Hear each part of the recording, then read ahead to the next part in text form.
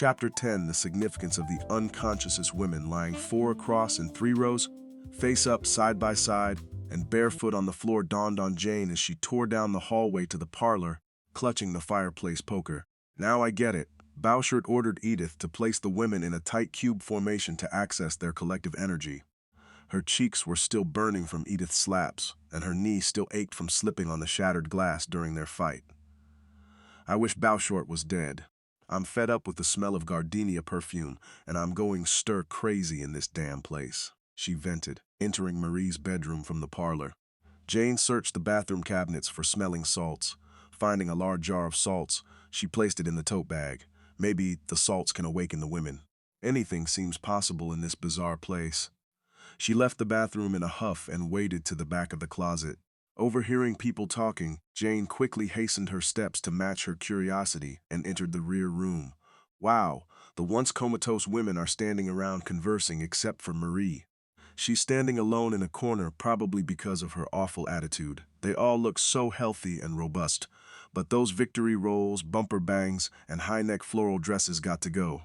I wonder if the iridescent light awakened them. "Lady, can you get us out of here?" asked a gingerbread-colored woman sporting bumper bangs and wearing a pink floral dress. "We miss our families and we want to go home," a pecan-colored woman in blue flowery dress said in response to the woman's question. Soon thereafter, other women spoke up, conveying their desire to go home as the suite continued to sway and rock. "My name is Jane, and I'll do all I can," she replied, observing Marie walking toward her with tight jaws. "Ladies, you won't have time to eat. We've got to get out of here." Marie got up in Jane's face. "Everything fine till your black ass come here." "Bouchard kidnapped my black ass and brought me here," Jane responded, placing a hand on her hip. "Get out of my face and go and talk to him about it." "I ain't going nowhere." Marie pursed her lips and rolled her eyes at Jane, while the other women looked upside her head, perplexed. "Do what you wish, this suite is going to cave," Jane replied. "Ladies, we've got to get moving."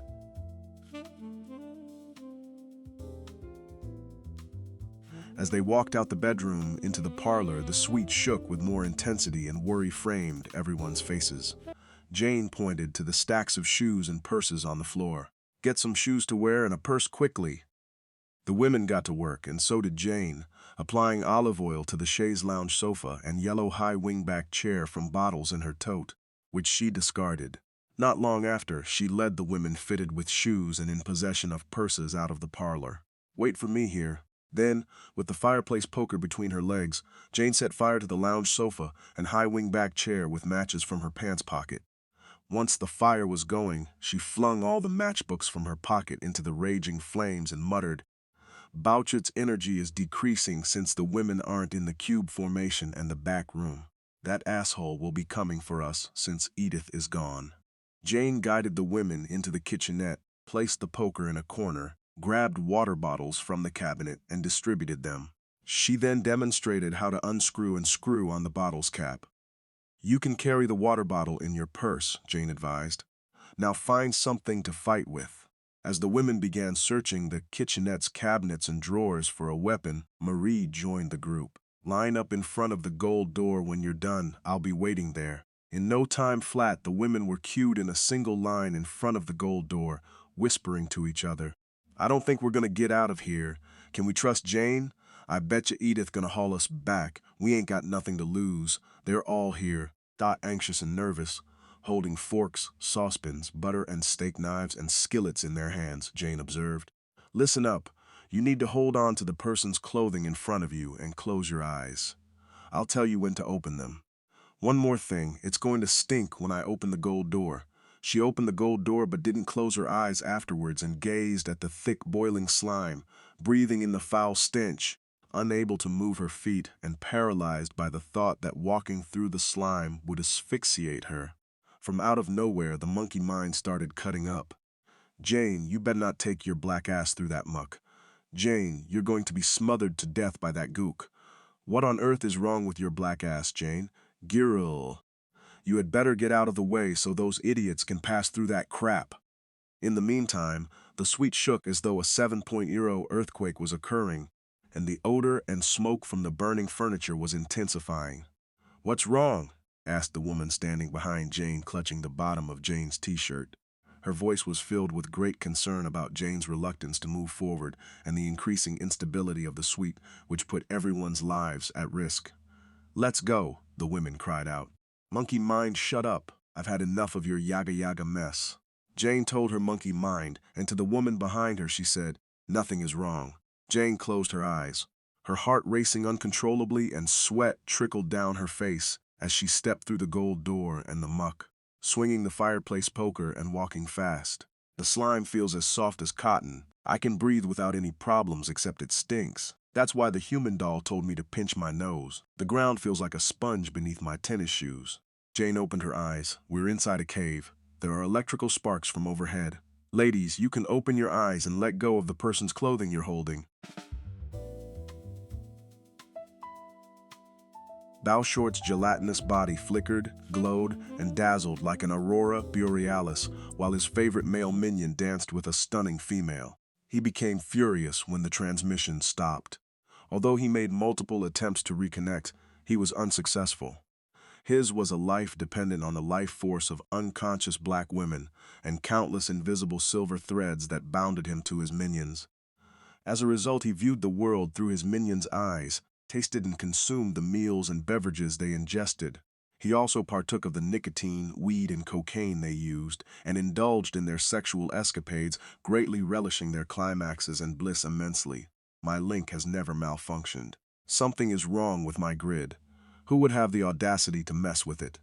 Bowshort pondered, quickly returning his focus to the suite, burrowing through a wall and whizzing about the rooms.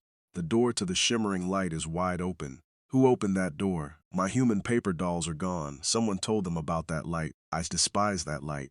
It's my Achilles heel, the yin to my yang. The suite is shaking, swaying, and parts of it are crumbling because of that light. The parlor is on fire. The colored women are gone.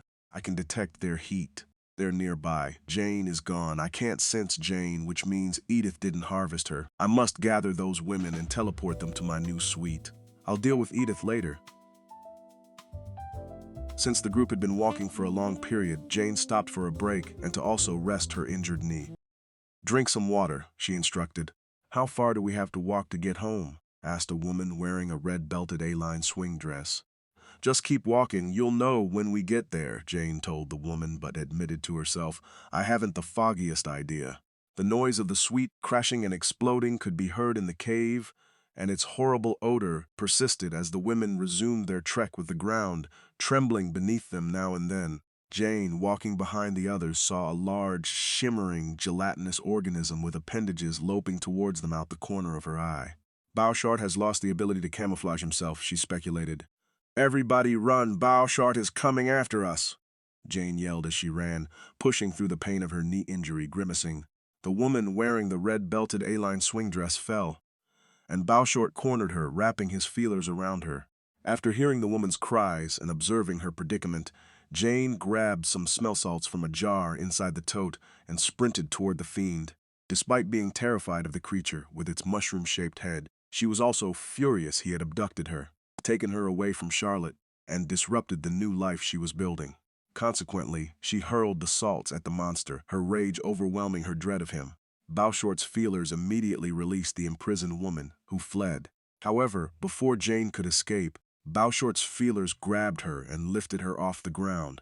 She kicked and wiggled, clinging on to the fireplace poker, and then stopped, startled to hear a gruff male voice in her head.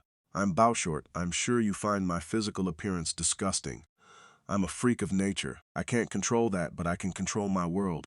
I have accessed your memories and learned that you informed the human paper dolls about the iridescent light, set the parlor on fire, and led the colored women out of the suite, which resulted in the disruption of my centralized network hub. Moments ago, you attempted to kill me with an ammonia solution. You are the rebellious and defiant sort and have no place in my new suite. As a result of your actions, you will starve to death inside my chamber." "Fuck you, Bowshort," said Jane. Her dark brown eyes blazed and flickered with indignation and hatred toward Bowshort. "I wish I could participate in such activities. Unfortunately, I can only watch my minions engage in them and experience the subsequent wondrous sensations generated vicariously." Bowshort chuckled, cutting off communication with her and throwing Jane into his watery, bubbly liquid chamber. via the split opening in the middle section of his mushroom-shaped head. Fearing she was going to die, Jane moved her hands and arms back and forth, and Froggy kicked her feet up from the bottom of the chamber to the surface. I can breathe in here, and it's bright, she reflected. As she tried to plan her next move, her heart raced. The chamber was filled with many thin, gleaming silver cords. If they don't exist, that MF won't either, she muttered. Inhaling deeply, Jane dove below the surface and started hacking away at the braided silver cords with the poker and resurfaced to the top for air. Inhaling deeply, she descended below the surface once again, destroying as many cords as she could with the poker. When Bowshort's body fell to the ground with a thud, the bubbly liquid shifted inside the chamber and Jane felt his body roll, pushing her out of the chamber and through the slit entrance of his mushroom-shaped head. With the poker in hand, she landed in a torrent of water on the cave floor and quickly scrambled away from him. At a safe distance, Jane peered at Bowshort lying flat on the ground. His body pulsated very slowly, and his feelers were motionless. Despite being exhausted and drenched from Bowshort's chamber, Jane managed to catch up with the other women, walking behind them. She observed the pots, pans, forks, skillets, butter, and steak knives they carried fall to the ground as the women disappeared one by one.